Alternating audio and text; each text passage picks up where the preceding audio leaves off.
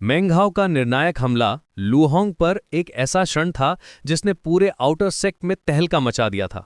उसकी शक्ति और दृढ़ता की कहानी हर शिष्य की जुबान पर थी। जब भी कोई दो शिष्य मिलते तो बातचीत का विषय यही होता कि कैसे मेंगहाओ ने अपने से कहीं ज्यादा पावरफुल लूहोंग को हराया था। कुछ कहते थे कि उसके पास कोई सीक्रेट टेक्निक है, कुछ का मानना था कि वो किसी हिडन मास्टर का शिष्य है। लेकिन जो मेंगहाओ नहीं जानता था वो ये था कि उसका ये कारनामा एक बहुत ही खतरनाक व्यक्ति की नजर में आ गया था। वांग टैंगफेई, जो रिलायंस सेक्ट का सबसे प्रतिष्ठित और ब्लेस्ड शिष्य माना जाता था। रिलायंस सेक्ट के 4 पीक्स कभी इनर सेक्ट के शिष्यों से भरे हुए थे। उस समय 7th लेवल ऑफ की कॉन्डेंसेशन के शिष्य बहुत थे।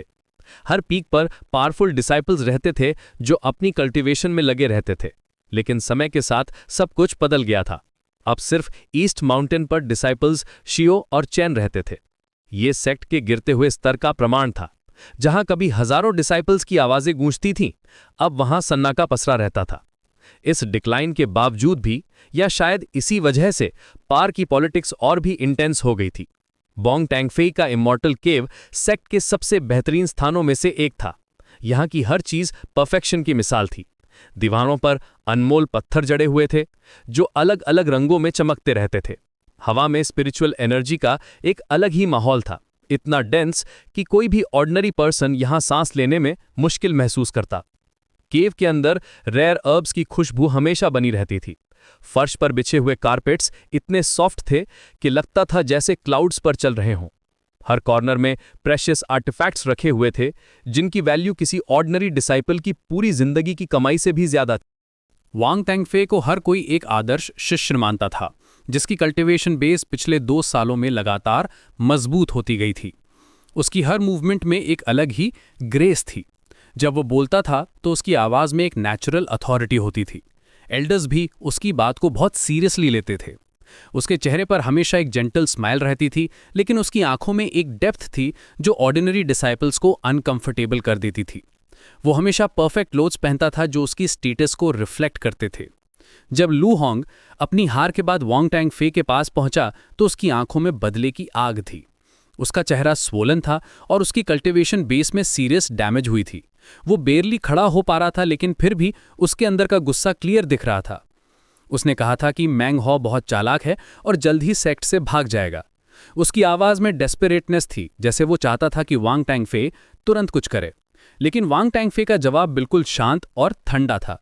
उसने अपनी टी को स्लोली सिप किया, जैसे लूहोंग की बात कोई अर्जेंट मैटर नहीं है। उसके चेहरे पर वही जेंटल स्माइल थी, लेकिन उसकी आंखों में कैलकुलेटिंग लुक आ गई थी। उसने एक मुस्कान के साथ कहा था कि अगर मेंगहाओ भागता है तो ये सेक्ट के नियमों का उल्लंघन होगा और वो कुछ लोगों को उसे मारने के लिए भेज देगा। उसकी आवाज में कोई इमोशन नहीं थी, जैसे वो वेदर के बारे में बात कर रहा हो। फिर वांग टैंगफेई ने जो फैसला सुनाया वो बहुत क्रूर था। उसने कहा था कि मेंगहाओ को अपनी कल्टीवेशन बेस खुद ही नष्ट करनी होगी, अपने सारे खजाने बांटने होंगे और एक हाथ और एक पैर काटना होगा। ये उसकी माफी होगी। जब उसने ये शब्द कहे थे तो उसकी आवाज में कोई हेजिटेशन नहीं थी। वो इतनी कैजुअली बोल रहा था जैसे कोई रूटीन टास्क के बारे में बात कर रहा हो। और अगर ये भी काफी नहीं है तो उसे सेक्ट से निकाल दिया जाएगा, जंगल में भेज दिया जाएगा जहां चीजें अपना प्राकृतिक रास्ता अपनाएंगी। इस पनिशमेंट की ब्रुटैलिटी को समझना जरूरी था।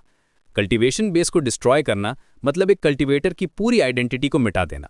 ये उसकी सारी मेहनत, सारे सपने और फ्यूचर की सारी पॉसिबिलिटीज को एक झटके में खत्म कर देना था। एक हाथ और पैर काटना सिर्फ फिजिकल टॉर्चर नहीं था, बल्कि ये एक परमानेंट रिमाइंडर था कि क्या होता है जब कोई वांग टैंगफे के अनियंस जाता है। और सेक्ट से निकालना मतलब सर्टन डेथ था, क्योंकि बाहर के जंगल में डिमोनिक बीस्ट्स और रोग कल्टीवेटर्स का राज था। मेंगहाओ के लिए यह खबर एक बिजली की तरह थी। उसने अभी अभी एक शक्तिशाली जेडाइट बॉटल गॉड हासिल किया था जो उसकी सबसे वैल्यूएबल पोजेशन थी, लेकिन उसकी स्पिरिचुअल एनर्जी और स्पिरिट स्टोन्स की स्थिति बहुत खराब थी। उसने अपने सारे स्पिरिट स्टोन्स का इस्तेमाल करके 3rd लेवल ऑफ की कॉन्डेंसेशन में ब्रेक थ्रू किया था और अब वो 4th लेवल में था। फिर भी वांग टैंगफेई के सामने वो एक चींटी की तरह था।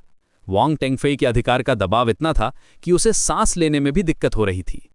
शांगुआन सोंग वो व्यक्ति था जिसे वांग टैंगफेई ने अपना संदेश पहुंचाने के लिए भेजा था। वो एक टिपिकल फॉलोअर था जो पावरफुल लोगों की शैडो में रहकर अपनी इंपॉर्टेंस बढ़ाता था। उसकी कल्टीवेशन बेस एवरेज थी, लेकिन वो अपने पॉलिटिकल कनेक्शंस की वजह से इन्फ्लुएंशियल था। जब वो मेंगहाओ के इमॉर्टल केव के बाहर आया तो उसकी आवाज में अधिकार का भाव था। उसने कहा था कि वो वांग टिंगफेई की न्याय व्यवस्था में सहायता करने आया है और मिंग हाओ को बाहर आकर उसे काउटाव करना चाहिए। उसके शब्दों में एक एरोगेंस थी जो बोरोड पावर से आती थी। वो जानता था कि वांग टिंगफेई का नाम लेने भर से लोग डर जाते हैं। उसकी बॉडी लैंग्वेज कॉन्फिडेंट थी, जैसे वो ऑलरेडी जानता था कि मिंग हाओ के पास कोई चॉइस नहीं है।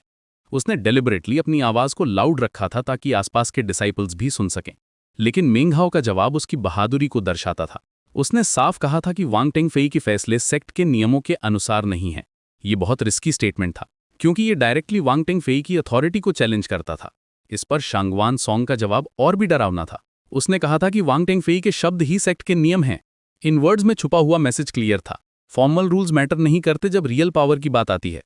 उस रात मिंग हाओ ने बहुत सोचा। उसके मन में एक ख्याल आया था कि क्या उसे सेक्ट से भाग जाना चाहिए। वो अपने केव में बैठकर डिफरेंट सिनेरियोज के बारे में सोच रहा था। अगर वो भागता है तो क्या होगा? सेक्ट के बाहर का वर्ल्ड डेंजरस था। रोग कल्टिवेटर्स हमेशा वीक टारगेट्स की तलाश में रहते थे। डिमोनिक बीस्ट्स भी एक कांस्टेंट थ्रेट थे। और सबसे बड़ी बात यह थी कि अगर सेक्ट उसे ट्रेटर डिक्लेयर कर देता है तो उसे कहीं भी रिफ्यूज नहीं मिलेगा। लेकिन फिर उसे एहसास हुआ कि भागना मतलब निश्चित मौत और गद्दार का तमगा। एक बार ट्रेटर का लेबल लग जाए तो कोई भी सेक्ट उसे एक्सेप्ट नहीं करेगा। वो हमेशा के लिए एक आउटकास्ट बन जाएगा।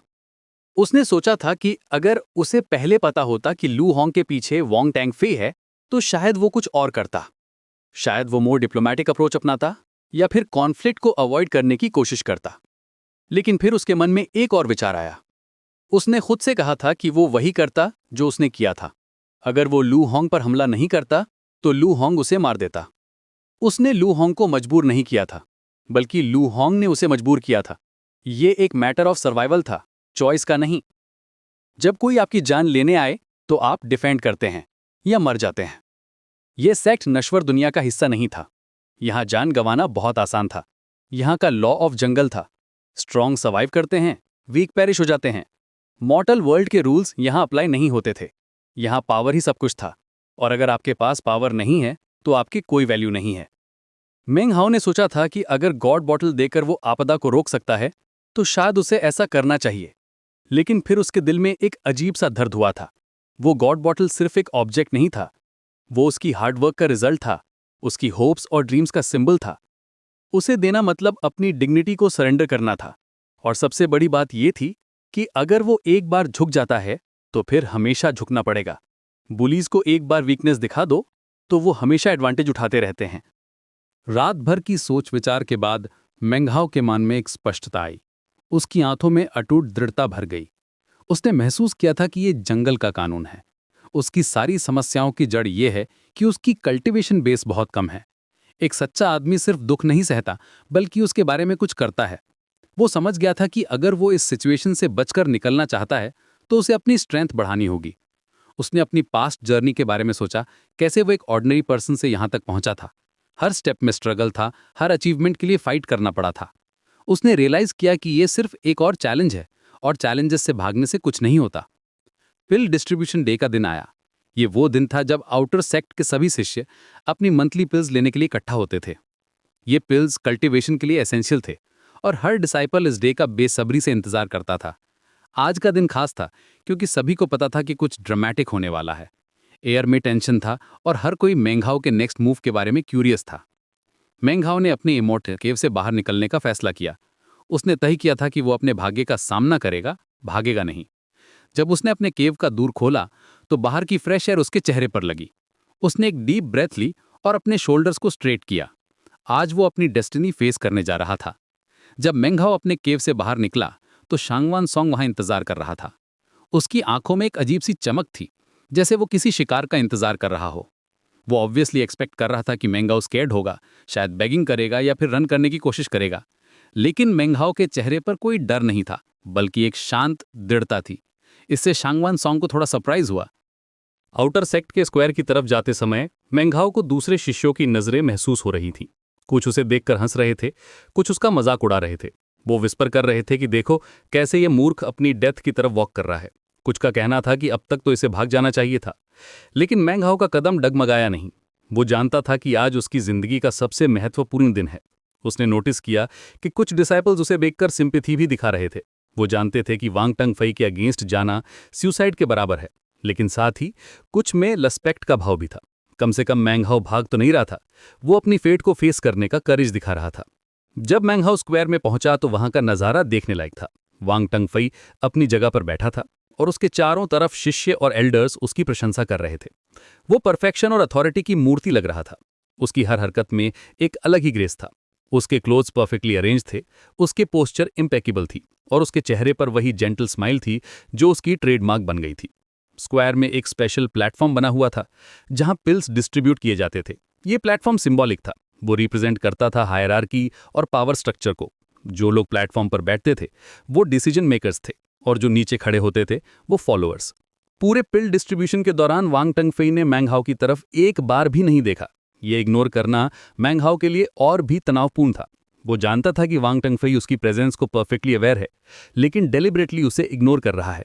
ये एक साइकोलॉजिकल टैक्टिक थी, टेंशन बिल्ड करना और अपोनेंट को अनकंफर्टेबल फील कराना। हर कोई जानता था कि कुछ होने वाला है, लेकिन कब और कैसे ये किसी को पता नहीं था। एयर में एंटिसिपेशन थी। कुछ डिसाइपल्स नर्वसली अपनी पिल्स कलेक्ट कर रहे थे, जल्दी से वहां से निकलना चाहते थे। कुछ डेलिबरेटली स्लो हो रहे थे, ड्रामा देखना चाहते थे। मेंगहाओ खड़ा रहा, अपनी बारी का इंतजार करता रहा। उसके दिल की धड़कन तेज थी, लेकिन उसका चेहरा शांत था। वो जानता था कि ये उसकी जिंदगी का टर्निंग पॉइंट है। उसने अपने ब्रीदिंग को कंट्रोल किया और अपने माइंड को काम रखने की कोशिश की। वो अपने पास्ट एक्सपीरियंसेस से स्ट्रेंथ ले रहा था। फिर अचानक जब सारी पिल्स बांट दी गई थीं, वांग टंगफई ने अपनी नज़र मेंगहाओ की तरफ उठाई। उसकी आंखों में एक अजीब सी ठंडक थी। पूरा स्क्वायर एकदम शांत हो गया। हर कोई इस कन्फ्रंटेशन का इंतजार कर रहा था। ये वो मोमेंट था जिसके लिए सभी वेट कर रहे थे। वांग टंगफई ने पहले एक कमेंट किया था कि मेंगहाओ भागा नहीं है तो वो बिल्कुल बेवकूफ़ नहीं है। ये शब्द मेंगहाओ के कानों में गूंजे। उसमें एक तरह की रिकग्निशन थी, लेकिन साथ ही एक वार्निंग भी। वो एक्नॉलेज कर रहा था कि मेंगहाओ में कम से कम करेज तो है, लेकिन साथ ही ये भी क्लियर कर रहा था कि करेज अलोन काफ़ी नहीं है। स्क्वायर में पिन ड्रॉप साइलेंस थी। कोई भी मूव करने की हिम्मत नहीं कर रहा था। सभी की नज़रें मेंगहाओ और वांग टंगफई के बीच फोकस्ड थीं। ये क्लासिक कन्फ्रंटेशन था, established power versus emerging challenge. फिर वो क्षण आया जिसका सबको इंतजार था। वांग टंगफई की आवाज़ हवा में गूंजी, बहुत ही जेंटल लेकिन कमांडिंग। उसने सिर्फ 2 शब्द कहे थे, लेकिन वो 2 शब्द पूरे माहौल को बदल देने के लिए काफ़ी थे। उसकी वॉइस में कोई एग्रेशन नहीं था, कोई एंगर नहीं था, बल्कि एक काम कॉन्फिडेंस थी जो और भी इंटिमिडेटिंग थी। उसने कहा था कि यहाँ आओ। ये कमांड इतनी सिंपल थी, लेकिन इसमें छुपी हुई पावर और अथॉरिटी ने पूरे स्क्वायर को सन्नाटे में डाल दिया था। मेंगहाओ जानता था कि अब उसके सामने सिर्फ 2 रास्ते हैं, या तो वो आगे बढ़े और अपने भाग्य का सामना करे, या फिर वो यहीं खड़ा रहे और अपनी कमजोरी दिखाए। लेकिन दूसरा ऑप्शन एक्चुअली कोई ऑप्शन नहीं था, क्योंकि डिसोबे करना और भी बड़ी पनिशमेंट का कारण। इस मोमेंट में मेंगहाओ को अपनी पूरी जर्नी याद आई। कैसे उसने सेक्ट में कदम रखा था, कैसे उसने हर चैलेंज का सामना किया था और कैसे वो यहाँ तक पहुँचा था। उसकी कल्टिवेशन बेस भले ही कम हो, लेकिन उसका दिल एक वॉरियर का था। उसने सोचा कि अगर आज उसकी डेथ भी हो जाए तो कम से कम वो डिग्निटी के साथ मरेगा। वांग टंगफई का ये कमांड सिर्फ 2 शब्दों का था, लेकिन इसमें छुपा हुआ मतलब बहुत गहरा था। ये एक टेस्ट था, एक चैलेंज था और शायद मेंगहाओ के लिए एक अपॉर्चुनिटी भी। क्या वो इस प्रेशर के सामने झुकेगा या फिर अपनी इनर स्ट्रेंथ दिखाएगा? क्या वो अपने प्रिंसिपल्स को मेंटेन रखेगा या फिर सर्वाइवल के लिए कॉम्प्रोमाइज करेगा? पूरा स्क्वायर इस ड्रामेटिक मोमेंट का गवाह बन रहा था। हर शिष्य, हर एल्डर की नज़र मेंगहाओ पर टिकी हुई थी। कुछ में एक्साइटमेंट थी, कुछ में फियर था और कुछ में क्यूरियोसिटी थी कि अब क्या होगा। ये वो क्षण था जो मेंगहाओ की डेस्टिनी को डिफाइन करने वाला था। वांग टंगफई की जेंटल लेकिन कमांडिंग वॉइस अभी भी हवा में गूंज रही थी और मेंगहाओ के सामने अब सिर्फ एक ही चॉइस था, आगे बढ़ना। उसने अपने फिस्ट्स को क्लेंच किया, एक डीप ब्रेथ ली और अपने फ्यूचर की तरफ पहला कदम उठाने की तैयारी की। ये मोमेंट उसकी लाइफ का टर्निंग पॉइंट था और वो जानता था कि जो भी होगा वो इसे अपनी पूरी डिग्निटी के साथ फेस करेगा।